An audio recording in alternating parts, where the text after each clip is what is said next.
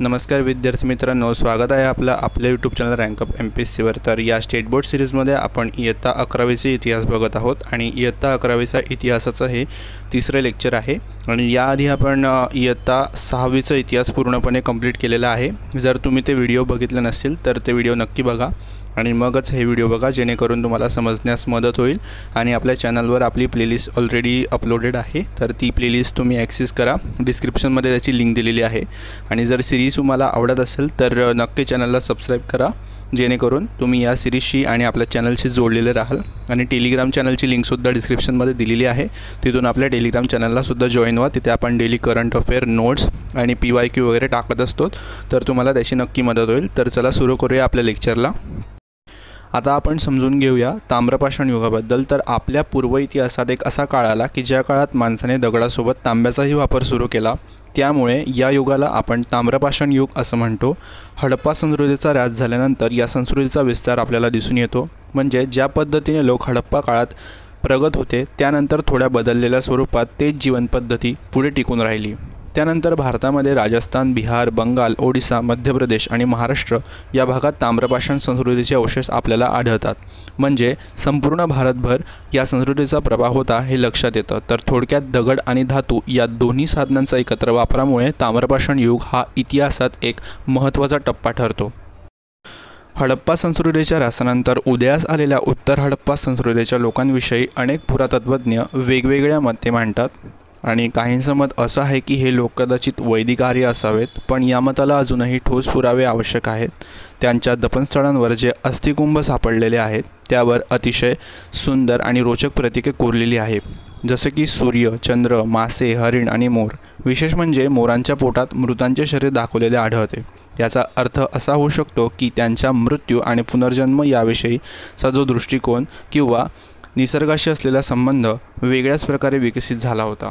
त्यामुळे उत्तर हडप्पा संस्कृतीचे धार्मिक विचार आणि परंपरा जाणून घेणं हे अजूनही संशोधनासाठी एक खूप महत्त्वाचं क्षेत्र आहे। आता पाहूया भारतातील ताम्रपाषाणयुगीन संस्कृती, विशेषतः राजस्थानमधील संस्कृती। तर येथील सर्वात महत्त्वाची म्हणजे आहाड किंवा बनास संस्कृती। ही संस्कृती साधारणतः हडप्पा संस्कृतीच्या समकालीन म्हणजेच इसवी पूर्व 4000च्या आसपासची मानली जाते। या संस्कृतीची प्रमुख स्थळं म्हणजे बालाथल आणि गिलुंड। येथील लोकांनी तयार केलेली मातीची भांडी वेगळीच विशिष्टपूर्ण होती। ती काळ्या आणि तांबड्या रंगाची बनवलेली होती। बालाथलमध्ये तर आपल्याला पक्क्या विटांचे घरं सापडतात, तीही इंग्लिश बॉन्ड पद्धतीने रचलेली। एवढंच नव्हे तर तिथं तटबंदीही होती, म्हणजेच त्यांची सुरक्षेची आणि शहर नियोजनाची काळजी ही त्यांनी घेतलेली होती। सगळ्यात महत्त्वाचं म्हणजे असा अंदाज आहे की हडप्पा संस्कृतीचे लोक इथूनच तांबे आयात करत होते आणि त्यामुळे आहाड बनास संस्कृती ही हडप्पा संस्कृतीशी थेट व्यापार व सांस्कृतिक संपर्क ठेवते हे आपल्याला दिसून येतं। आता आपण पाहूया राजस्थानातील आणखी एक महत्त्वाची ताम्रपाषाणयुगीन संस्कृती, गणेश्वर जोधपुरा संस्कृती। ही संस्कृती खेत्रिया भागात विकसित झाली होती आणि या भागाचं एक मोठं वैशिष्ट्य म्हणजे इथल्या तांब्याच्या खाणी। गणेश्वर जोधपुरा येथील लोक तांब्याच्या वस्तू बनवण्यात अत्यंत कुशल होते। त्यांनी तांब्यापासून विविध साधने, दागिने आणि शस्त्र तयार केली। इतकंच नाही तर हडप्पा संस्कृतीसारख्या मोठ्या नागरी केंद्रांना ह्याच भागातून तांब्यांचा पुरवठा केला जात असे। यातून आपल्याला हे समजतं की गणेश्वर जोधपुरा ही केवळ एक स्थानिक संस्कृती नव्हती, तर ती प्राचीन व्यापार आणि धातू कामाचं एक महत्त्वाचं केंद्र होती। हडप्पा लोकांच्या दैनंदिन जीवनात त्यांच्या कारभारात गणेश्वर जोधपुरा संस्कृतीने मोठी भूमिका बजावली होती। आता पाहूया गंगेच्या खोऱ्यातील संस्कृती। सर्वप्रथम बोलूया गेरू रंगाच्या भांड्यांबद्दल। ही भांडी मुख्यतः पंजाब, हरियाणा, राजस्थान आणि पश्चिम उत्तर प्रदेश या भागात सापडतात। या भांड्यांचा रंग खास गेरू लालसर असायचा आणि यावरूनच यांचं हे नाव मिळालं। या संस्कृतीतील लोक भटकंती करणारे नव्हते, तर स्थिर वसाहती बसवल्या होत्या यांनी आणि ते शेती करून आपला उदरनिर्वाह करत होते। आता दुसरं वैशिष्ट्य म्हणजे ताम्रनिधी म्हणजेच कॉपर होल्ड्स। गंगेच्या खोऱ्यात मोठ्या प्रमाणात तांब्यांच्या वस्तूंचे साठे सापडलेले आहेत आणि उत्तर प्रदेश, बिहार, बंगाल, ओडिसा आणि मध्य प्रदेश अशा विस्तृत प्रदेशात हे साठे मिळालेले आहेत। यातून आपल्याला कळतं की त्या काळात धातूंचं विशेष महत्त्व होतं आणि लोकांनी साधन, शस्त्र तसेच दैनंदिन वापरातील वस्तू तयार करण्यासाठी तांब्यांचा मोठ्या प्रमाणावर वापर केलेला होता। आणि एकंदरीत गंगेच्या खोऱ्यातील या दोन्ही गोष्टी, गेरू रंगाची भांडी आणि ताम्रनिधी, आपल्याला सांगतात की त्या काळातील समाज शेतीप्रधान होता आणि धातू वापरण्यात पारंगत होता। आता आपण नजर टाकूया मध्य प्रदेशातील दोन महत्त्वाच्या संस्कृतीकडे. तर सर्वप्रथम बघूया कायदा संस्कृतीबद्दल. तर ही संस्कृती अगदी नागरी हडप्पा संस्कृतीच्या समकालीन होती. उज्जैनजवळच्या छोटी काली सिंध नदीच्या तीरावर ही संस्कृती विकसित झाली आणि तिथल्या अवशेषांमध्ये आपल्याला तांब्याच्या कुऱ्हाडी, बांगड्या आणि मौल्यवान खड्यांचे मणी सापडले आहेत. यावरून आपल्याला लक्षात येते की हे लोक केवळ दैनंदिन गरजा भागवण्यासाठीच नव्हे तर सणा सजावटीसाठी देखील कलात्मक वस्तूंचा वापर करण्यात तरबेज होते. तर यानंतर आहे माळवा संस्कृती. कालखंड पाहिला तर इसवी सन पूर्व 1800 ते 1200 या दरम्यान ही संस्कृती ही होती आणि माळवा प्रदेशातील नावडा, टोली, एरण आणि नागदा ही त्यांची प्रमुख स्थळे मानली जातात. ही स्थळं आपल्याला या काळात समाज जीवनाची झलक देतात. शेती, व्यापार आणि स्थानिक हस्तकला यावर त्यांचा भर होता. आता आपण बघूया महाराष्ट्रातील संस्कृतींबद्दल. तर महाराष्ट्राच्या प्रागैतिहासिक संस्कृतीबद्दल बोलताना सर्वात आधी डोळ्यासमोर येते ते म्हणजे धुळे जिल्ह्यातील सावळदा ही संस्कृती. सावळदा ही संस्कृती तापी नदीच्या काठावर विकसित झाली होती. या ठिकाणामुळे आपल्याला पूर्वजांनी नदीकाठचं जीवन कसं जगलं हे स्पष्ट दिसतं. यानंतर उदयाला आली ती म्हणजे जोरवे संस्कृती. महाराष्ट्रातील आद्य शेतकऱ्यांनी सर्वप्रथम माळवा संस्कृतींना अनुभव घेतला आणि त्यानंतर अनुभवातून पुढे जोरवे संस्कृती घडली.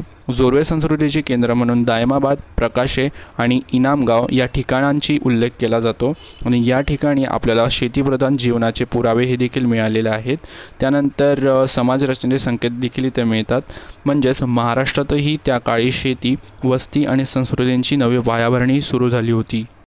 आता आपण बघूया पुणे जिल्ह्यातील इनामगाव संस्कृतीबद्दल. तर इनामगावचा इतिहास दोन कालखंडात विभागला जातो. पूर्व जोरवे तो म्हणजे इसवी सन पूर्व 1400 ते 1000 आणि उत्तर जोरवे तो म्हणजे इसवी सन पूर्व 1000 ते 700.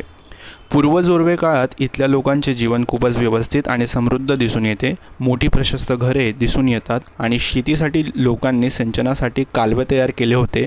म्हणजेच पाणी व्यवस्थापनाची कल्पना त्यांना चांगलीच अवगत होती.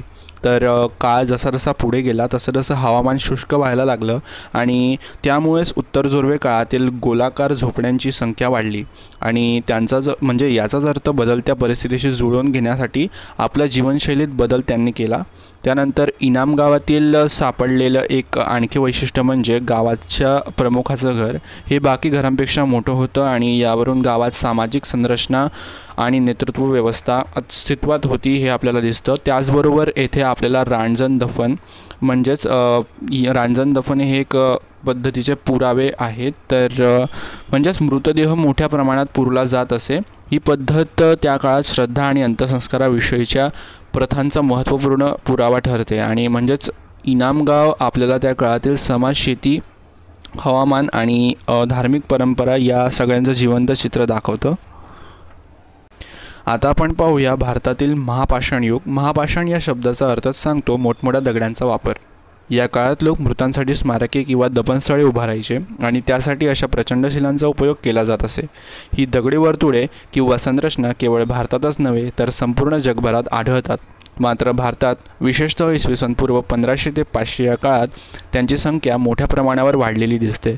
यावरून आपल्याला हे लक्षात येतं की त्या काळातील समाज मृतांना केवळ दफन करत नव्हता तर त्यांच्या स्मरणार्थ भव्य दगडी स्मारके उभारत होता आणि त्यामुळे महापाषाण युग हा फक्त एक सांस्कृतिक टप्पा नसून तो त्या काळाचा धार्मिक श्रद्धा आणि सामाजिक व्यवस्था आणि तांत्रिक कौशल्यांचा आरसा आपल्याला आहे. मित्रांनो, आता आपण महाराष्ट्रातील महापाषाण युगाबद्दल जाणून घेऊया. हा काळ साधारणतः इसवी सन पूर्व 1000 ते 400 दरम्यानचा आहे आणि विशेष म्हणजे ही संस्कृती लोखंडी युगाशी निगडीत होती.